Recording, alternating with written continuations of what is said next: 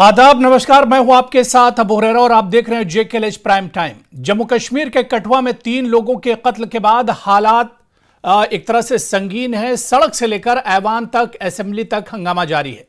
आज असेंबली में भी कठुआ मामले की गूंज सुनाई दी। इस पूरे मामले को उठाया गया तो वहीं अपोजिशन इस मामले को लेकर सवाल उठा रहा है, जबकि सीएम उमर अब्दुल्ला का कहना है कि कठुआ के गुनाहगारों को बख्शा नहीं जाएगा। इस बीच एलजी ने इस पूरे मामले में जांच के हुक्म जारी कर दिए हैं, लेकिन सवाल यह उठता है कि आखिर इन लोगों का कातिल कौन है? यह माहौल बिगाड़ने की महज एक कोशिश है या दहशत गर्दों की नापाक करतूत? आज इसी को हम जेकेएलएच प्राइम टाइम में समझने की कोशिश करेंगे।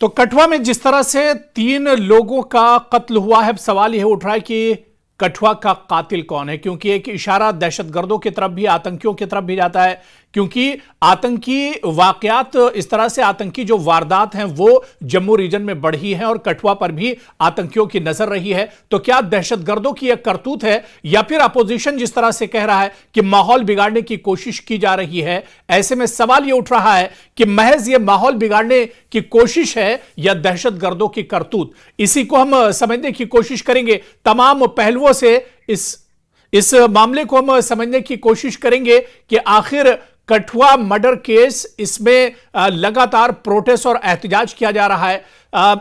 हमने देखा कि कठुआ के आसपास के जितने इलाके थे वहां पर एहतजाज और प्रोटेस्ट हुआ, बंद बनाया गया। लोगों में एक नाराजगी है, लोगों में एक डर है, खौफ है, लेकिन लोग सवाल उठा रहे हैं कि यह कत्लेआम आखिर बंद कब होगा? ये जो वारदातें हैं ये आखिर बंद कब होंगी? इंसानी जानों से ये खिलवाड़ जो हो रहा है, ये आखिर इसका सिलसिला कब तक चलता रहेगा? ये कब थमेगा? और यही वजह है कि सड़क से लेकर, रोड से लेकर ऐवान और असेंबली तक कठुआ के इस मामले की गूंज सुनाई दी है। और इसी पर हम बातचीत करेंगे। बहुत खास मेहमान मेरे साथ जुड़ रहे हैं। बहुत जल्दी अपने मेहमानों का आपसे इंट्रोडक्शन करा देता हूं। मेरे साथ इकबाल ताहिर जी हैं, जम्मू कश्मीर पीडीपी के स्पोक्स पर्सन है, वो हमारे साथ इस चर्चा में जुड़े हुए हैं। मेरे साथ एक और बहुत खास मेहमान Ravinder Sharma ji, chief spokes person है जम्मू कश्मीर कांग्रेस के, वो भी हमारे साथ इस चर्चा में जुड़े हुए हैं। कुछ देर में बीजेपी और नेशनल कॉन्फ्रेंस के जो स्पोक्स पर्सन हैं, नुमाइंदे हैं, वो भी हमारे साथ इस चर्चा में जुड़ेंगे। रविंदर शर्मा जी और इकबाल ताहिर जी, आप दोनों लोगों का बहुत स्वागत है, बहुत इस्तकबाल है न्यूज़ 18 में। मैं रविंदर शर्मा जी, हालांकि अब यहाँ पर बीजेपी या नेशनल कॉन्फ्रेंस के स्पोक्स पर्सन होते तो मैं उन्हीं से शुरुआत करता इस पूरे मामले पर, लेकिन मैं रविंदर शर्मा जी आपसे ही शुरुआत करना चाहूँगा कि कठुआ में जिस तरह से पूरी वारदात हुई है, 3 आम लोगों का कत्ल हो जाता है, इसे किस तरह से देखा जाए और अब इस पर जिस तरह की सियासत हो रही है? देखिए, सियासत तो कोई नहीं है जी। मैं गुस्से का इजहार है और बड़ा रोष है और चिंता का विषय है कि कठुआ जिला के पहाड़ी इलाका जो है वो सारा डिस्टर्ब्ड है जी। 15 दिन पहले 2 लोग गायब होते हैं काउग एरिया से, उनको किडनैप किया जाता है और 10 किलोमीटर अपने घर से दूर से उनके शव मिलते हैं जी। ये 3 नहीं है, बल्कि 2 पहले थे और 3 लोग बारात से गायब किए जाते हैं और उसके बाद उनके शव मिलते हैं। तो एक लोगों का गुस्सा है जी। हालात, लॉ एंड ऑर्डर सिचुएशन मानिए, सिक्योरिटी सिचुएशन मानिए, टोटल तरीके से फेलियर है। और बड़ी अचंभे की बात यह है कि यहाँ एक इलेक्टेड गवर्नमेंट है, कोई नजर नहीं आता कि अगर आप यहाँ के डिप्टी सीएम बाहर जा नहीं सकते। रविंदर शर्मा जी, ये पहाड़ी इलाके तो बड़े शांत हुआ करते थे। रविंदर शर्मा जी, ये पहाड़ी इलाके तो बहुत शानदार, बहुत शांत हुआ करते थे। यहां पर तो इस तरह की वारदातें होती तक नहीं थी। जम्मू सूबा जी जी, देखिए दावे एक तरफ, लेकिन मैं कह रहा हूं कि जम्मू सूबा 20 साल से शांत था, लेकिन पिछले 1 साल में जितनी वारदातें जम्मू सूबे में हुई हैं जी, और इस कठुआ जिला में हुई है, कोई जिला बचा नहीं जम्मू सूबे का कि पार्लियामेंट चुनाव के बाद, उससे पहले भी कुछ ऐसी घटनाएं हुई, आर्मी पे, सेना पे, सिक्योरिटी फोर्सेस पे हमले हुए जी। और इतने गंभीर हालात जो है जम्मू सूबे के बने कि लोगों को उम्मीद नहीं थी कि असेंबली चुनाव होंगे, लेकिन सरकार जो है वो दावे करती रही, केंद्र सरकार। आज हम किसको खड़ा करें? जी। Law and order, chief minister साहब ने हाउस में कहा कि मेरे पास ना पुलिस है ना लॉ एंड ऑर्डर है, इसलिए केंद्र सरकार पूरी तरह से विफल है, जिम्मेवारी है। और इतने लोग मारे जा रहे, शहीद हो रहे हैं, और केंद्रीय मंत्री ने इशारा किया है कि ये आतंकवादी घटना है। और आतंकवाद जो है वहां पे लोगों का तलाशी अभियान में ये खबर आती है कि वहां आतंकवाद सरगना आतंकवादी लोग जो है सक्रिय है।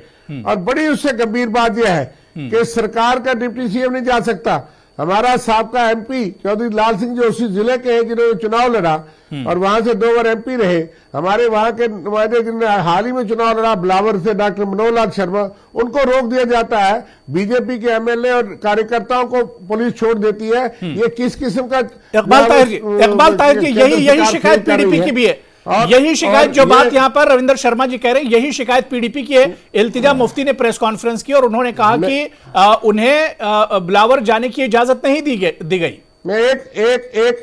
मैं एक बात और करके आप उनको टाइम दीजिए। असेंबली के अंदर लीडर ऑफ अपोजिशन कहता है कि लीडर ऑफ अपोजिशन जो है वो कहता है सरकार हम चला रहे हैं। वो अमित शाह जी तो कहते हैं मेरी गृह मंत्री से कल भी बात हुई, आज भी बात हुई, और चीफ मिनिस्टर साहब से बात नहीं होती। वो होम मिनिस्टर को बात सीएम के करनी चाहिए। एक इलेक्टेड गवर्नमेंट है और वहां पे सरकार जो है वो सीएम साहब को ये कहना चाहिए था कि होम मिनिस्टर साहब ने कमेटी बनाई या जांच कर रहे हैं, और ये किस किसी की पैरेलल सरकार चलाना चाहते हैं। बिल्कुल आपका सवाल वाजिब है, बिल्कुल रविंदर शर्मा जी सवाल वाजिब है। ये सवाल उठाया जाएगा बीजेपी से और एनसी से। इकबाल ताहिर जी, यही चीज इल्तिजा मुफ्ती ने भी कही। उन्होंने कहा कि उन्हें बिलावर जाने की इजाजत नहीं दी गई। वो जाने की कोशिश कर रही थी, जो मुतासिरीन है उनसे मिलने की और वहां के हालात जानने की कोशिश कर रही थी, लेकिन उन्हें नहीं जाने दिया गया। इकबाल ताहिर जी, देखिए अगस्त 5, 2019 के बाद में जब आप जम्मू कश्मीर की जो सिक्योरिटी सिचुएशन है उसको मजमूई तौर से देखते हैं तो आप देखिए ट्रेंड इमर्ज हुआ है। और वो ट्रेंड है कि जम्मू कश्मीर में जो इलाका था, जो टेरिटरी थी, जो पीसफुल थी, जहां कभी मिलिटेंसी के इंसिडेंट नहीं थे जी, चाहे इतनी 90s की मिलिटेंसी थी, वहां पे कभी कोई इम्पैक्ट नहीं था। लेकिन अगस्त 5, 2019 के बाद में इन तमाम जो रीजन्स हैं, खासकर जम्मू के जो इलाके हैं, वहां पे मिलिटेंसी हुई, वहां पे मिलिटेंट इंसिडेंट्स हुए, वहां पे मासूमों का कत्ल हुआ। और ये सरकार हमेशा ये दावा करती रही कि हमने जी सिक्योरिटी सिचुएशन को यहाँ पे इम्प्रूव कर दिया है। आज का जो इंसिडेंट है ये इस बात को फिर से दर्शाता है और ये फिर से एक एग्जाम्पल है कि किस तरह से मरकज की हुकूमत और यहाँ एलजी हुकूमत बिल्कुल विफल हुई है जहां तक सिक्योरिटी सिचुएशन का ताल्लुक है।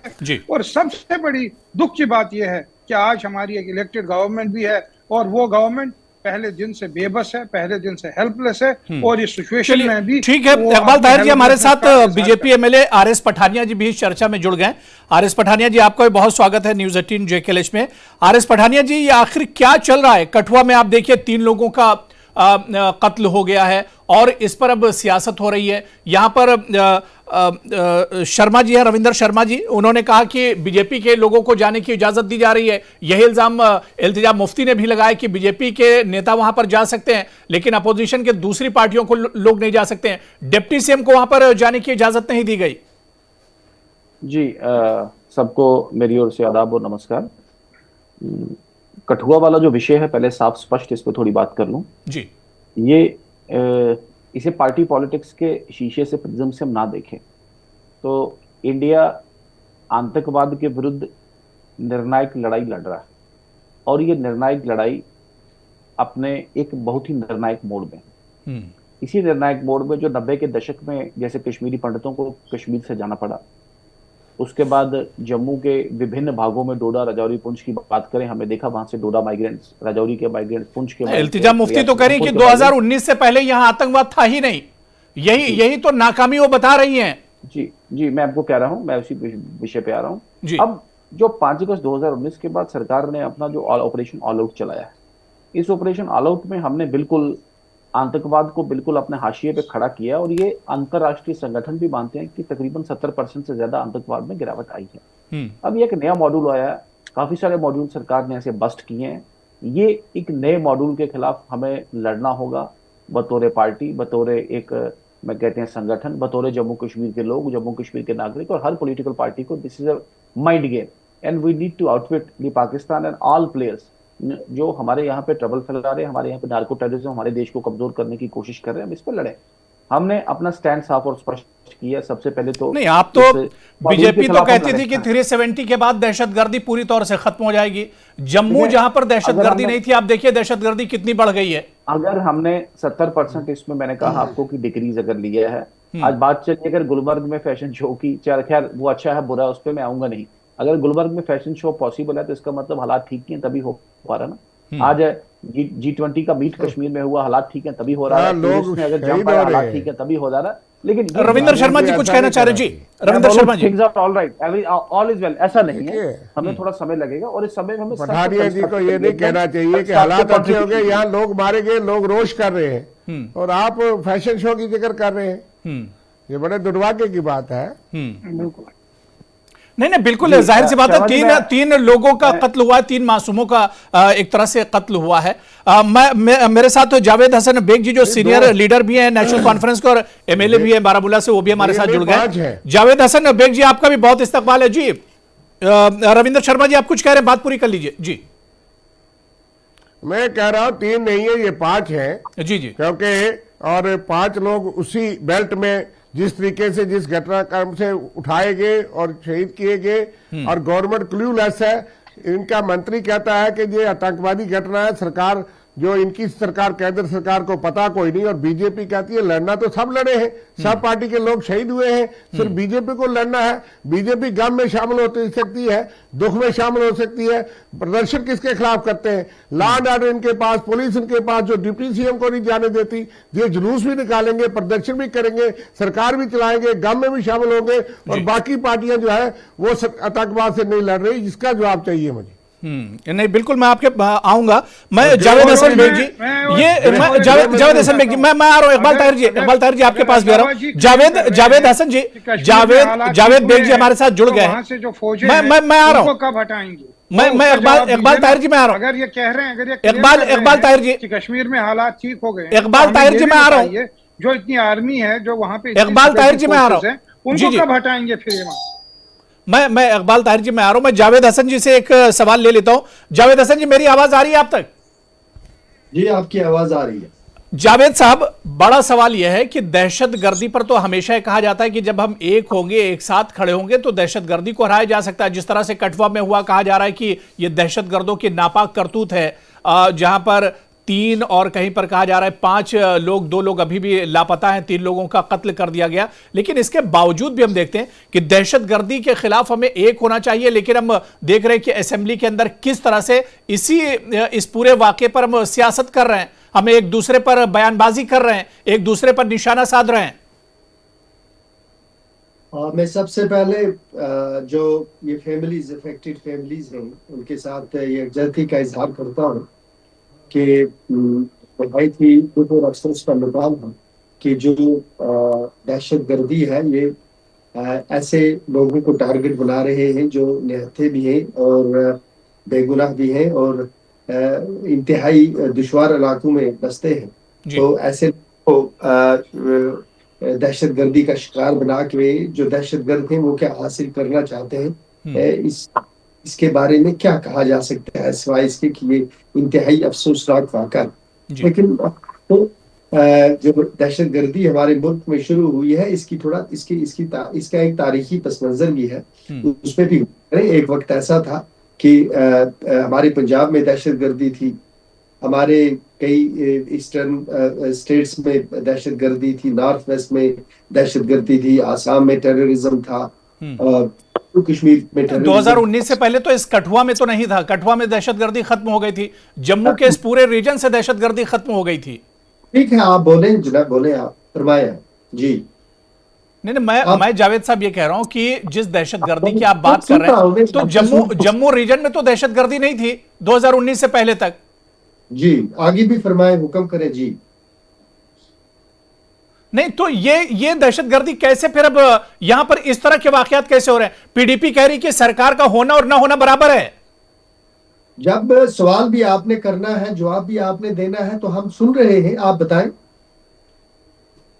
नहीं, आप जावेद साहब देखिए, आप पूरी हिस्ट्री बता रहे, लेकिन मैंने हिस्ट्री का एक हिस्सा मैंने भी आपको बता दिया कि जम्मू में 2019 से पहले जम्मू रीजन में, और ये तो आप भी कहते हैं ना, है ना, जो मैंने तो आपका मान लिया, जो आपने कहा जी सर्वखम मान लिया। अब आगे बताएं जी, आगे बताएं।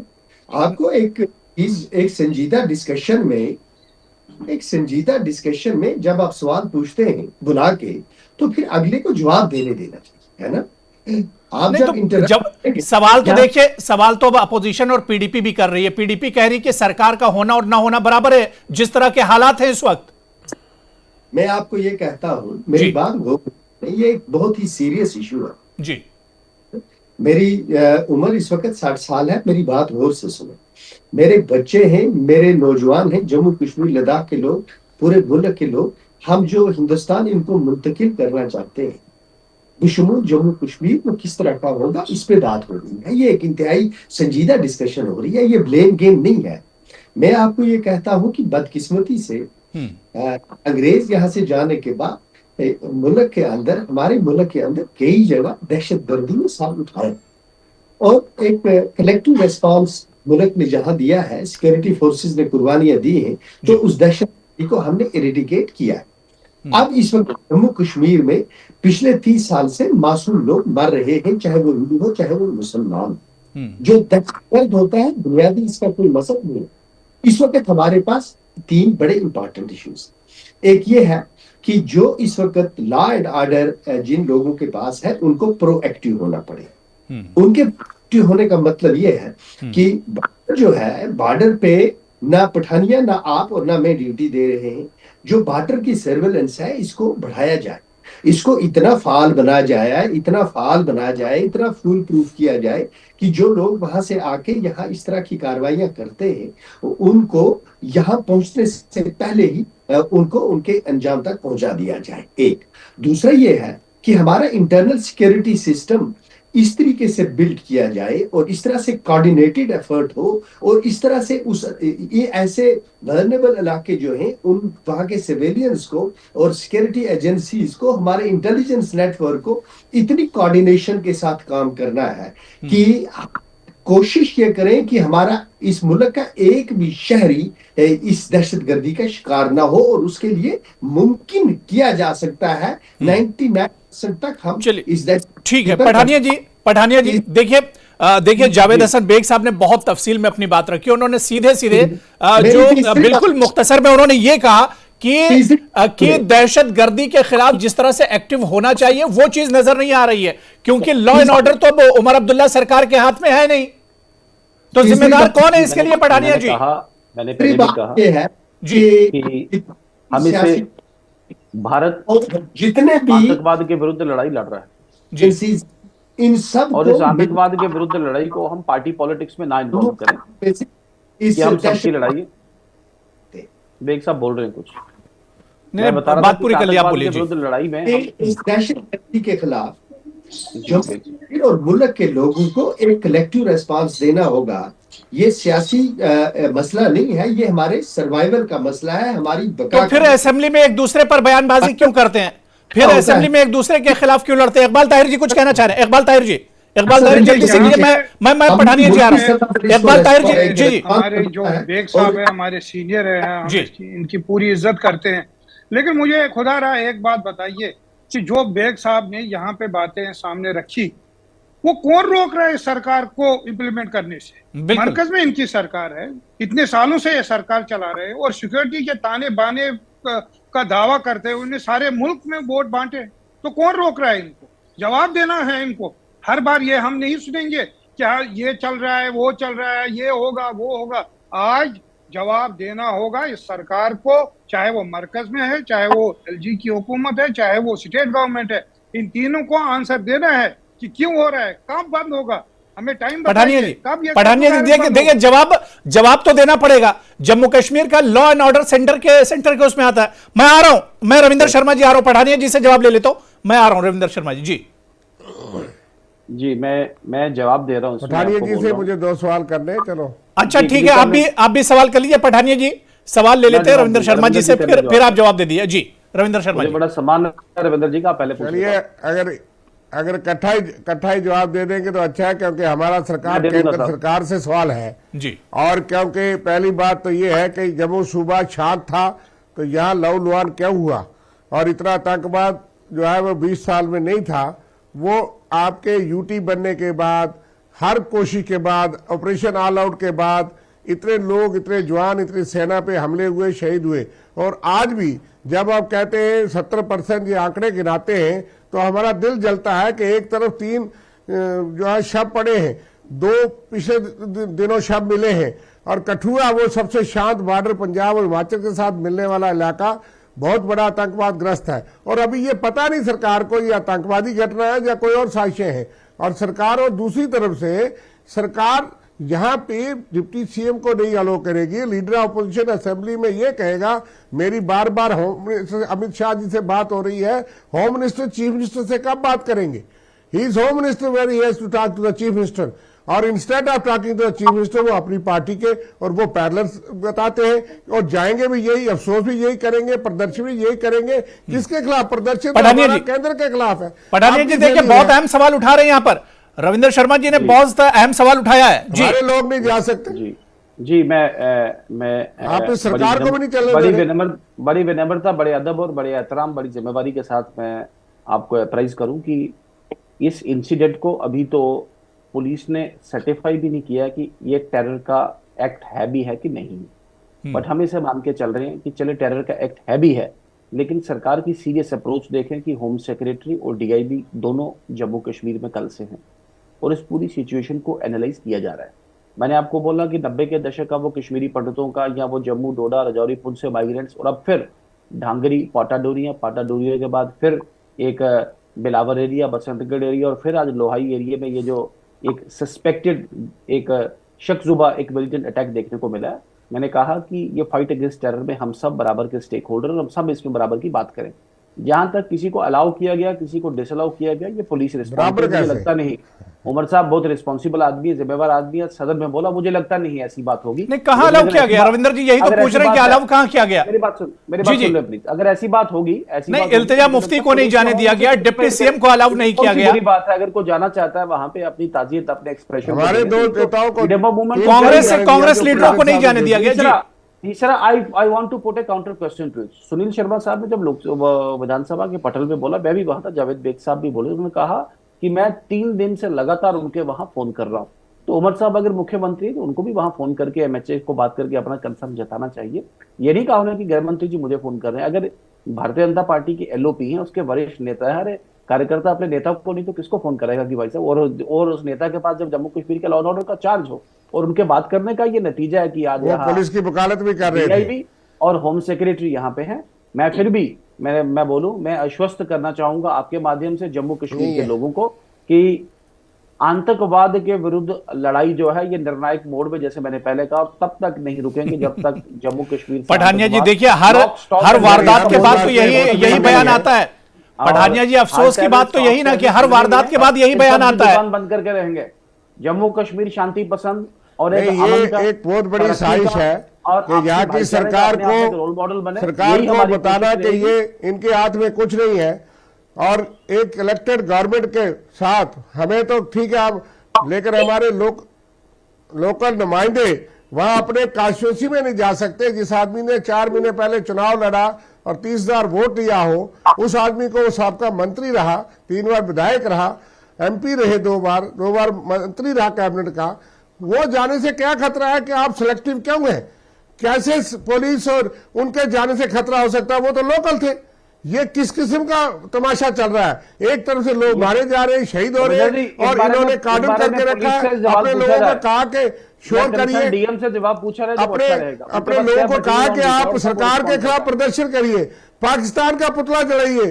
पाकिस्तान की बात तो आएगी, पाकिस्तान जिम्मेदार होगा। आतंकवाद से सिर्फ बीजेपी को नहीं लड़ना है, मैंने कहा तमाम पार्टियां आतंकवाद के खिलाफ है, लेकिन ये कौन सा तरीका है कि आप सरकार के डिप्टी चीफ मिनिस्टर को पुलिस का एसपी नहीं जाने देगा और वहां फिर आपको वकालत करनी पड़ती है पुलिस की। आप वहां के लोकल नुमाइंदे लोग शमशान घाट तक नहीं जा सकते। ये कौन सा तमाशा? आपने चुनाव कराए इसलिए कराए एक इलेक्टेड गवर्नमेंट को रन डाउन करना चाहते हैं। आपका एक एसपी डीआईजी जो चाहेगा कि डिप्टी सीएम नहीं जा सकता, उसके लिए हालात खराब, कागज के लिए हालात खराब। ये बीजेपी की साजिश है। मैं कहूंगा हालात ये खराब कर रहे हैं कठुआ के अंदर। पठानिया जी देखिए सीधा सीधा इल्जाम है रविंद्र शर्मा जी का कि बीजेपी की यह साजिश है। ये जो कुछ हो रहा है ये बीजेपी की एक साजिश से बताया जा रहा है। जी मैंने पहले ही कहा कि भारत बीजेपी जिन्होंने जवाब बीमारी से दिया कि अभी पता नहीं, लड़ाई में मंत्री को केंद्र में पता है कि आतंकवादी घटना है, कैसे पता है? गवर्नमेंट के एक बीजेपी के 2 बयान और एक किस हालात को किस तरह। चलिए ठीक, इकबाल ताहिर जी मैं इकबाल ताहिर जी मैं आपके पास आऊंगा, उसके बाद जावेद हसन जी मैं आ रहा हूं। मैं इकबाल ताहिर जी, इसे ये कहा जा रहा है कि माहौल बिगाड़ने की कोशिश के तौर पर महबूबा मुफ्ती जी ने भी कल बयान दिया था, उन्होंने भी यही कहा था कि माहौल बिगाड़ने की कोशिश की जा रही है। दरअसल देखिए महबूबा मुफ्ती जी बड़ा कुछ बोलती हैं। नहीं इकबाल जी इकबाल ताहिर जी से मेरा सवाल है। इकबाल ताहिर जी और उनको आदत इकबाल ताहिर जी, मुझे लगता नहीं ज्यादा गंभीरता से उन्हें लिया जाना चाहिए, उनके बयानों को लिया जाना चाहिए। शायद मेरी आवाज इकबाल ताहिर तक नहीं आ रही है। मैं इकबाल ताहिर जी मेरी आवाज आ रही है? इकबाल ताहिर जी मेरी आवाज आ रही है? चलिए ठीक है। मैं जावेद हसन जी, जो बात यहां पर अभी रविंद्र शर्मा जी कह रहे हैं कि जानबूझकर दरअसल माहौल को खराब करने की कोशिश की जा रही है जम्मू कश्मीर में, इस तरह के जो वारदातें हो रही हैं। देखिए जी, मैं जो इन्होंने ये इल्जाम लगाया है, मेरे पास इसका कोई सबूत नहीं है। मैं एक एमएलए हूं और मैं इस तरह की स्टेटमेंट नहीं दे सकता कि पीछे मरकज की हुकूमत का हाथ है या भारतीय जनता पार्टी का हाथ है। ये बहुत बड़ी ज्यादती होगी अगर मैं इस तरह की कोई स्टेटमेंट दूं। ये दे सकते हैं, दे आर एट लिबर्टी। मैं एक इंस्टीट्यूशन को रिप्रेजेंट करता हूं, मैं इस तरह की स्टेटमेंट। रविंद्र शर्मा जी कुछ कह रहे हैं? रविंद्र शर्मा जी, जावेद साहब कुछ कह रहे हैं? जी रविंद्र शर्मा जी। जावेद साहब ने कुछ शायद मिस इंटरप्रेट किया है। मैंने कहा कि पोस्ट इंसिडेंट आतंकवादी घटना है जो लैंड ऑर्डर फेलियर है, उसके पोस्ट इंसिडेंट जिस तरह से सेंट्रल गवर्नमेंट की सरकार ये कर रही है, सिर्फ बीजेपी, ये जो है इससे माहौल खराब होगा कि आप जिस तरह कर रहे हैं। शायद उन्होंने गलत समझा, मेरा ये नहीं है, लेकिन फेलियर जरूर है। मैं ये नहीं कह रहा कि आतंकवादी घटना कर रहा है। It is failure to contain militancy in Jammu. मैं सिक्योरिटी एजेंसीज पे उंगली उठा सकता हूं ना, मैं भारतीय जनता पार्टी पर ये उंगली उठाऊंगा कि ये कत्लो गारत करवाएंगे। मैं ये कहता हूं कि ये बदनसीब और बदकिस्मती है इस कौम की कि जम्मू हो, लद्दाख हो या कश्मीर हो, जहां पर भी इस तरह के वाकयात होते हैं, हम सबको विजिलेंट रहना होगा और एक कलेक्टिव रेस्पॉन्स देना होगा। एक दूसरी बात यह है कि जम्मू कश्मीर पुलिस को भी अब थोड़ा सा मामला को इस हद तक संजीदगी से लेना होगा कि अगर वो भारतीय जनता पार्टी के लोगों को अलाउ करते हैं वहां जाने को, तो फिर उनको, हुकूमत के लोगों को और हम जैसे लोगों को भी वहां जाने की इजाजत होनी चाहिए। बिल्कुल जावेद साहब, आपने बात बहुत सही कही है कि सबको मिलकर दहशतगर्दी के खिलाफ या इस तरह की जो वारदातें हो रही है इनके खिलाफ सबको मिलकर आवाज उठानी होगी। असेंबली में तू मैं और बयानबाजी से हटकर सबको एक आवाज में इसके खिलाफ आवाज बुलंद करनी होगी, तभी इस तरह की वारदातें रुकेंगी और तभी दहशतगर्दी पर एक तरह से नकेल कसी जा सकती है। बहुत बहुत शुक्रिया, वक्त की हमारे पास कमी है। जावेद हसन बेग साहब हमारे साथ जुड़ने के लिए, पठानिया जी आपका भी, इकबाल ताहिर जी और रविंद्र शर्मा जी, सभी का बहुत बहुत शुक्रिया इस चर्चा में जुड़ने के लिए। तो जेकेएल प्राइम टाइम में आज फिलहाल इतना ही। नमस्कार।